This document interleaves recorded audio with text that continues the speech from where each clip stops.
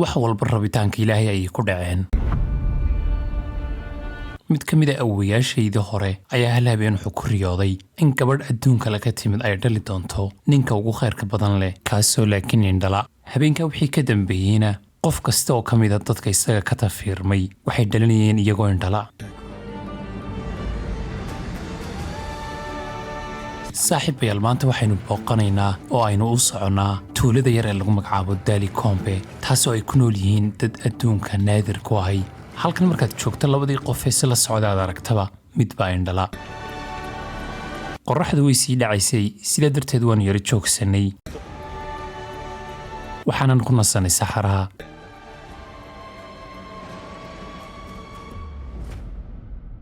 saaxiibayaal iminkaan hurdada ka soo kacay waxaynu ku sugannahay caasimadda dalka Mauritania ee Nouakchott. halkan saaka waxaynu ka bilaabi doonaa safar kaasoo noqon doona safar aad u dheer. masaafada safarkan aynu jari doonaa waxay gaadhaysaa 1 kiiloomitir. weliba waxaynu sii dhex marinaa bartamaha saxaraha. inagoona saxaraha sii dhex marina sababtoo ah waxaynu u soconnaa tuulo yar oo badanka dalxiisayaashu aanay tegin taasoo ku taalla dalka Mauritania oo isaga laftarkiisuna ah waddanka dalxiisayaasha ugu yar ay soo booqdaan. magaalada Nouakchott waa caasimadda Mauritania. asal ahaan magaaladan waxaa loo dhisay qaab ku meel gaadha iyadoo loogu talagalay in laga ururiyo dad dhowr kun oo qof gaadhaya. waqtiguna wuxuu ahaa 1970-aadkii. haddaba magaaladan intaa kadib dad badan ayaa soo degay maadaama ay ka soo yaaceen abaaraha iyo dhulxaalufka ku sii kordhayay dalka Mauritania iyagoo tuulooyinkooda iskaga yimid magaaladan soo degay. magaaladan iminka dadka degani waxay gaadhayaan 1,200,000 oo qof. halkanina waxay xarun u noqotay dadka faraha badan leh ee ka kala yimaada qaybaha kala duwan ee Mauritania sida dadka reer miyiga ee Moori loo yaqaano, kalluumaysatada iyo sidoo kale bulshada degan gudaha dalka. ma rabno dadka Mareykanka ah halkan inay yimaadaan maaha. okay saaxiib anigu Talyaani baan ahay, Mareykan ma yihi. waxaan malinayaa Mareykanka halkan aad loogama soo dhaweeyo. safarkeenina haddaba waxa uu ka bilaabmay isla halkan aynu marayno. howlgalka markan aynu dhaqaaqnayna waxa weeye inaynu soo ogaano sababta magaaladan yar ee Dali Kombe lagu magacaabo dadka ku nool ay u indhala yihiin. waxaynu soo kala ogaan doonaa waxani ma wax khuraafaada mise waa wax xaqiiqa oo jira. saaxiibayaal waxaynu tegaynaa tuulada Dali Kombe halkaasoo ay ku nool yihiin dadka ugu la yaabka badan laba adduunka. laba qof oo kasta halkan maraya qof baa indhala. indhala-aantoodasna sir baa ka dambaysa waayo ma kala sheegi karno in indhala-aantan ay sabab u tahay biyaha ay cabaan amaba inay tahay wax genetika oo ku dhex jira iyaga. balse hal waxay ku fiican yihiin waana inay ku guulaysteen inay samaystaan xasilooni amaba ay yihiin dad midaysan. kuwa indhahala iyo kuwaan indhahalaynba way isku xidhan yihiin. sidoo kalena waxaynu soo ogaan doonaa waxa farxadda laftarkeedu ay ula micno tahay dadkan.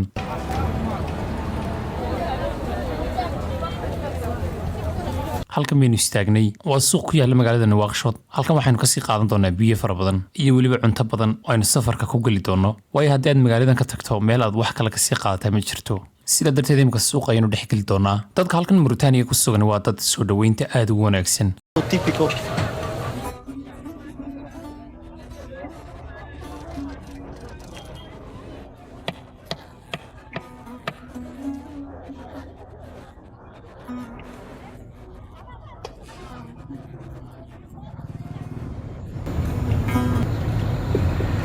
saxara markaad ku sugantahay cunto kasta aad cunayso ciid baa la socotaa. cuntadana aad bay wanaagsanayd inkastoo ciid yar lahayd.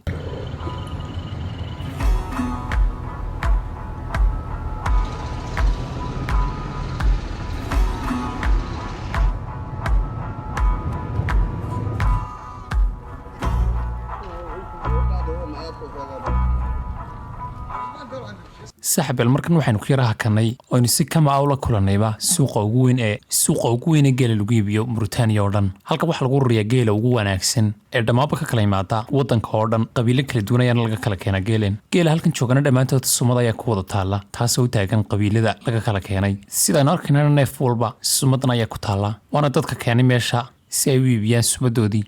sideed ku kala garataa neefka wanaagsan iyo kaan wanaagsaneyn geela? anigii soo raac neef qurux badan baan hayaa. neefkan aad buu wanaagsan yahay waayo uu yar yahay, qaab cajiiba iyo sidoo kale faadkii saxda ah ayuu leeyahay. tan imsaad siinaysaan 500,000 baanu siinaa. wayna ka badan kartaa wayna ka yaraan kartaa intaa. waxay ku xidhan tahay sida aad ula heshiisa qofka kaa iibinaya.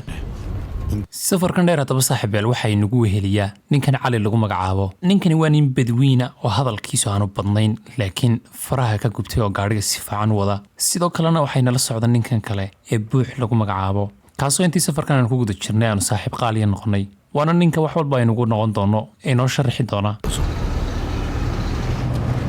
saaxiib imse koobiyood ka haysaa baasaboorradeenna halkan yaalla waxaan hayaa 40 koobi laakiin waayo maxaad 40 jeer koobiyeysa baasaboorrada haa saaxiib sababtu waxa weeye waayo waxaynu dhiibaynaa checkpointiyada Mauritania markaad marayso intaasoo checkpoint ayaad maraysaa baasaboorradan sideen koobiyeysan amnigeena iyo ka wadanka way wanaagsan tahay tusaalahaan saaxiib haddii lagu waayo reerkiin waxay wacayaan safaaradda caasimadda Nouakchott ku taala iyadoo safaaraduna la xiriiri doonta dhammaanba checkpointiyada aynu marnay ee baasaboorrada koobiga aynu dhiibnay sidaasoo si fudud laynoogu heli karo dhulkaan marna gabi ahaan buu isbedelay saaxiibayaal iminka ilaa 50 kilomitir baynu soo soconay aad buu mini soo fogaan oo aynu caasimadii ka soo soconay laakiin already waxaan arkaynaa isbedelka dhulka waxaanu si dhaba iminka u galinaa saxarihii halkan xataa guriga kuma yaalaan sidaad arkaysaan waayo dabcan halkan ciidda ayaa wax walba qarisa wax walba way daboolaysaa ciiddu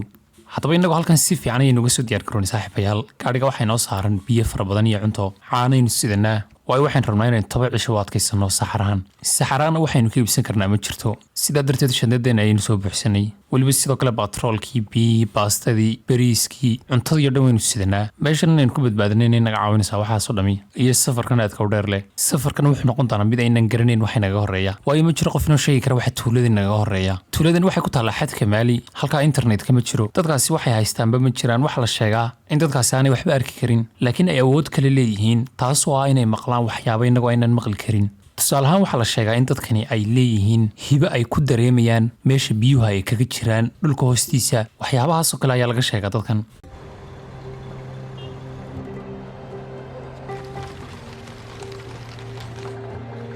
saaxiib yaaltani waa mid ka mid ah tuulooyinka ugu dambeeya aynu sii marayno waayo halkan ayaynu ku yara joognay maadaama qorraxdu ay sii dhacaysay halkan waxaynu istaagnay si aynu yara nasano safarku aad buu sii adkaanayaa marba marka ka dambaysa dhulkuna waa kulayl sidaa darteed daqiiqad ayaanu yara istaagnay si aanu halkan ugu yara nasano halkan laftarkeedu waa tuulo kaloo la yaab leh waana tuulo la sii maro oo dadka badankiisu halkan ayay ku istaagaan marka saxaraha ay tegayaan halkan dad badan baa soo gala sidoo kalena ka baxa ganacsiya ka jira dadka halkan aan ku aragnay sidoo kale waxay u muuqdeen dad aan weligoodba qof dalxiisa arag ama aanu soo marinba waayo meel dalxiisayaashu maraan halkani ma aha laakiin bal iminka aynu isku dayna inaanu saaxiiba halkan ku samaysano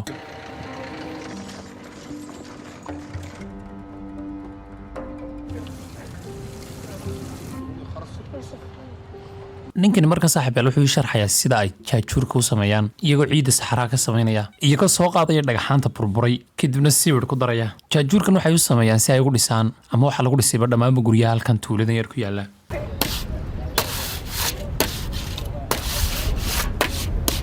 si aanu kan u sameyno waxaan isku qasnay ciid iyo sawir xabadda jaajuurka halkan waxaa laga siiyaa 170 lacagta Mauritania ragna aad bay runtii wanaagsanaayeen way shaqadooda waxay u joojiyeen si ay nolol yar hadlaan iyagoo xataa shaqaynayay sidaa darkiisna waxay noo sharxeen sida ay wax u sameeyaan ama jaajuuradan ay u sameeyaan sidoo kalena waxay noo sheegeen qaabka lacagta lagu siiyaa inay tahay jaajuur kasta oo ay sameeyaanba in loo xisaabinayo ragga sheekadoodu inta aynu arkayna way ka dheer tahay waayo waxaa lagu magacaabi jiray Aratini waxay ahaayeen addoomo hore kuwaasoo xorriyadooda dib u helay balse iminka dadka ayay u shaqeeyaan oo lacag baa la siiyaa badanaana shaqooyinka iska yaryar sida shaqadan oo kale ayay qabtaan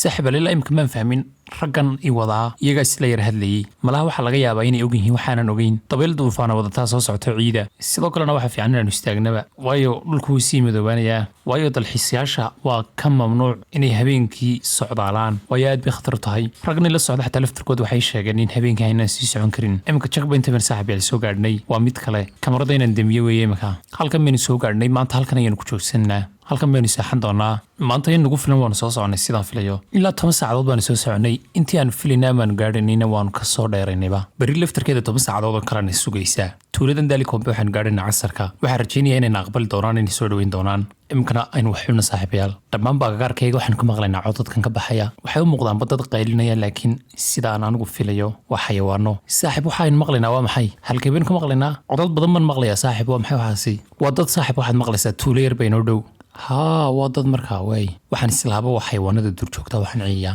mise dad baa qaylinayba saaxiib loo reedi dab baanu shidanayba caawa halkan baan wax ku karsan doonaa kan waa habeenkii ugu horreeyaan saxaraa seexanay halkanna waxaan ku haystaa saaxiib igu qaaliya raggiina waditaadha kale ay hurdaan saaxiib waxaan kasii fikirayaa beri toole sida ay wax noqon doonaan ma garanayno mana garanayo in dadkan aanu soconnaa ay na soo dhoweyn doonaan iyo in kale mise wayna diidi doonaanba waayo qaab aanu kula xidhiidhno oon ugu sheegnay inaan kusoo soconno waan weynay sidaa darteed berri laftarkayaga wax naga horreeya ma garanayno laakiin waxaan rajaynaynaa un inay na soo dhoweyn doonaan aniga laftarkaygana waxaan rajaynayaa in concept cusub oo farxad ah ama waxa ay ka aaminsan yihiin bal aan soo ogaado beritoole bal ka waran haddii ayna soo dhaweyn waayaan waan iska soo noqon haddii ayna soo dhaweyn waayaan laakiin imisa kilomitir baynu soo soconay si aan dadkan u gaadhno waa in ka badan 1,000 kilomitir ayaanu saxaraha dhex maraynaa si aan ula kulanno dadkan Dalikombe ku sugan saaxiib habeen wanaagsan imika inaan iska seexno weeye wadadu weli way dheer tahay saaxiibayaal subaxan cusub gaadhiga dhexdiisa ayaynu quraacdeen ku cunaynaa roodhidan ayaan cunayaa waa roodhida dalka Mauritania saaxiib maxaa lagu magacaabaa roodhidan magaceeda buur ayaa la dhahaa saaxiib maanta roodhidan buur ayaan cunaynaa bahalkan kalena waan ku darsanaynaa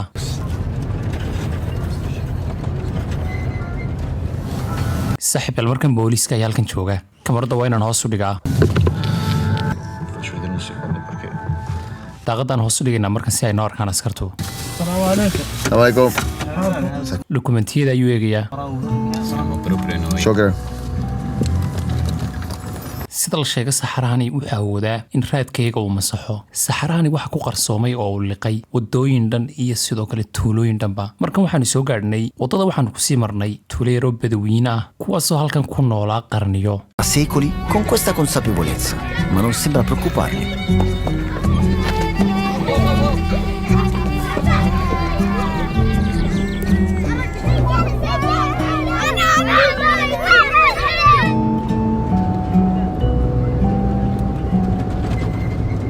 saaxiib yaal iminka waan shakisanahaybaa meeshaan u soconay waanu gaadhi laanahaybaa malaha meesha aad u fog mise maba jirtaba talo tuuladani mise talo magacaan u qalladnayba qalba waanu istaagaynaa tuulooyinkay raxataa magaalooyin laguma sheegi karo xataa xaafada laguma sheegi karo waddooyin aad u yaryar 4 guryo meel cidlaa ka taagan ayaanu kolba ag istaagaynaa raggani wada waan weydiiyey waxaan ii sheegayaan in tuuladii weli ay tahay xadka maali baan iminka ku sii soconnaaba halkan waxaanu ka sii qaadnay ninkan kaasoo na soo tusi doona tuulada aan u soconno way tuuladan cid taqaana meesha ay ku taalla ma jirto dad garanaya waa inaad ka haysataa meeshan aad bay u fog tahay baa raggani la socdaa way garan waayeen meesha ay ku taallo tuulo kastaanu istaagnaana waxaan weydiinaynaa dadka halka ay tuuladani naga xigto marka hore cidibo way noo sheegi weyday ugu dambayntii ninkan baan helnay oo gartay meesha aan u soconno waxaanu eegi doonaa bal meeshaynu si fiican inoo geeyay yeen kale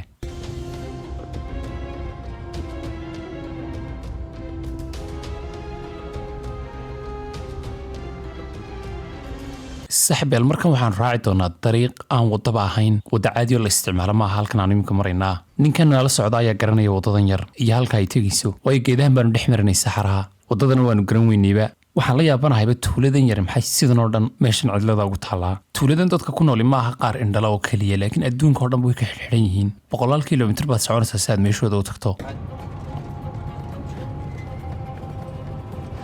halkan baa Dalikombe saaxiibayaal haa waa Dalikombe halkani ugu dambayn waynu soo gaadhnay saaxiibayaal ugu dambayn dabcan waxay noqonaysaa tuuladii ugu cidlaysanayd ee meesha cidlada ku taallay aan weligay booqdaba xataa waraani qabiilka la yidhaahdo sidan oo dhan umay fogeyn ee aan booqday markan haddaba waanu soo gaadhnay waxaanu dirsanay ninkiina la socday kaasoo la soo hadli doono dadka tuulada ama dabcan odayaasha tuulada dadka ugu sarsareeya wuxuu sharxayaa cid aanu nahay iyo meeshaanu ka nimid iyo weliba sababtaan meesha u nimidba dabcan jawaabta ayna soo siin doonaana waynu sugaynaa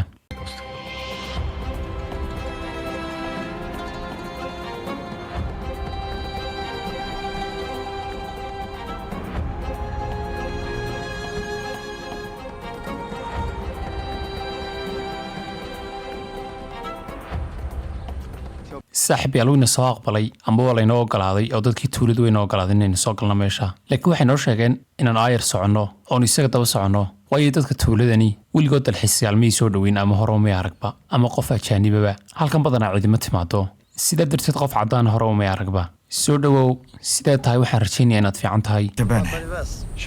luqadeenna kuma hadlaan haa waan ogahay soo dhowow tuuladeeda ku soo dhowow waad mahadsan tahay aad baad mahadsan tahay halkan tuulada keliga iminka ma joogno waa inaad ogaataa inaanu nahay reer dhan waayo haddaba ugu horrayn waxaad iga warantaa tuuladiinna dadka ku nool maxaa indha tiray ama arrintan halkay ka timaaday ها طبعا واسكامر إلهي لكن أرنتنا waxay soo bilaamatay 10 jiil ka hor qisadan bilowgeedu wuxuu ahaa islaan hooyaa oo seexatay habeen ayaa ku riyootay oo riyada ay wax ugu yimaadeen qofkan uu yimid wuxuu ka yimid adduun kale waxaan uu sheegay in islaantan ama hooyadin ay dhali doonto ninka ugu qaalisan ama ugu khayrka badan leh laakiin kaasoo indhala ninkaas wixii ka tafiirma ee uu dhalaana waxay wada noqon doonaan dad indhala ilaahay mahadiina riyadaasi way rumowday arrintana ilaa imika ayay socotaa aniga aabbahay laftirkiisu indhala magaciisa waxa lagu magacaabi jiray Sheekh Maxamed Maxamuud halkan wuxuu ka yahay nin aad loo ixtiraamo waa ninka aasaasay dhammaanba ilaha ay biyaha ka hesho dalka Mauritania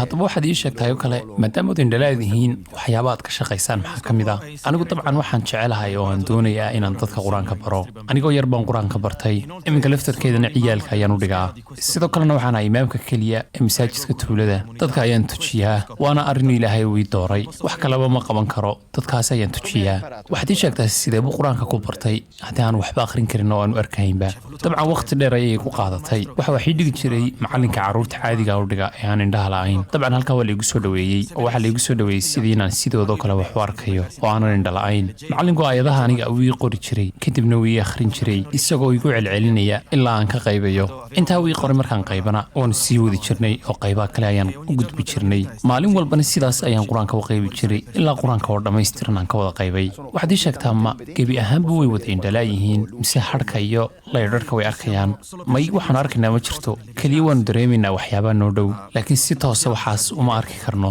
dabcan wax aan sharaxi kara maaha laakiin ilaahay waxa uu na siiyey iftiin aanu ku socon karno oonu ku lugayn karno annagoo indhala ilaahayna waa inaanu ugu mahadnaqnaa waxa uu na siiyey ee uu nagu galladay su-aashan dhammaantiin ayaan idin weydiinayaa muxuu yahay hal wax oo ay rajayn lahayeen ama ay doonayaan haddii indhahooda ay dib u heli lahayeen inay arki lahaayeen ma jiraan wax keliya oo ay rabaan inay arkaan dabcan haddii indhahaygaan dib u helayo waxaan jeclaan lahaa inaan gurigayga meel fog ka arko anigoo safar aad u dheer ka soo noqday sidoo kalena waxaan jeclaan lahaa inaan arko midabada ay dhirtu sameeyaan wakhtiga guga anigu waxaan jeclaan lahaa inaan arko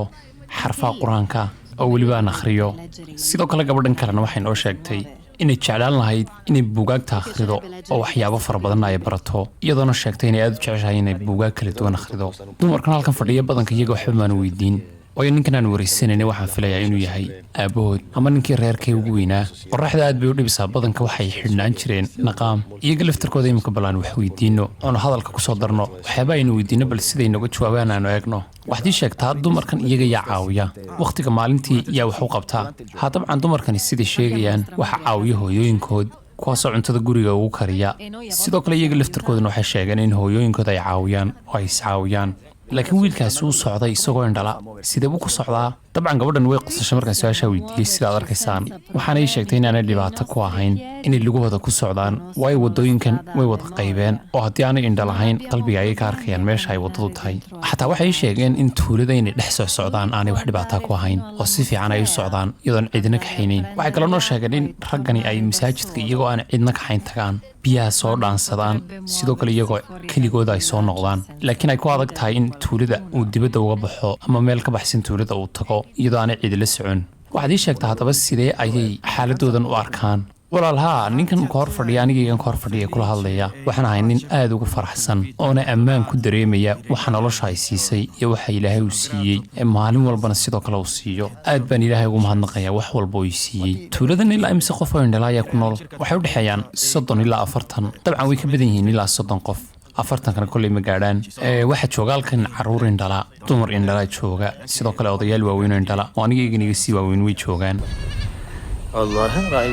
صعب السيد أركيسان وما بعنا إن كعنت خبطها معنا وعن لصعده السجاب يهجي السيد أركتانو جورجي صوت صيا وانو إندلاي هاي وحرواينو إن صوت صميش وكنول يهاي يسيد وكنول يهاي ويوحوش هاي إنه المعلومات كيسة إنه السفي عنو يقارن وحول بو قبطه isagoo weliba aan marnaba u baahnayn in waxaas arko dabcan dad indhaqaba meesha way joogaan kuwaasoo mararka ay caawimaada u bahdan caawiya carruurta iyo isagaba iyo weliba walaalihii halkan taandhadan hoosteeda ayuu maxamed carruurta qur-aanka ku baraa ama tuulada oo dhanba halkan waxaa yaallaba looxyo carruurta qur-aanka ay ku qoraan looxayay ka samaysan yihiin halkaasaanu qur-aanka ciyaalka oo dhan ku baraa kani waa kombyutarkii ugu qadiimsanaa may ma taaban kartid ma taaban kara miyaa haa ma taaban kartid waayo anigu muslim baan ahay waan taaban karaa sidoo kale waan akhrin karaa waxna waan ku qori karaa laakiin waxaad sheegtaa maxaa looxyadan loogu qoray warqad loogu qori waayey haa Mauritania waa dhaqan in looxyadan quraanka lagu qoro warqadaha riyaha ayaa cuni kara sidaa darteed waxaa laga doorbiday in halkan lagu qoro waxaad weydiisay waxay farxad gelinaya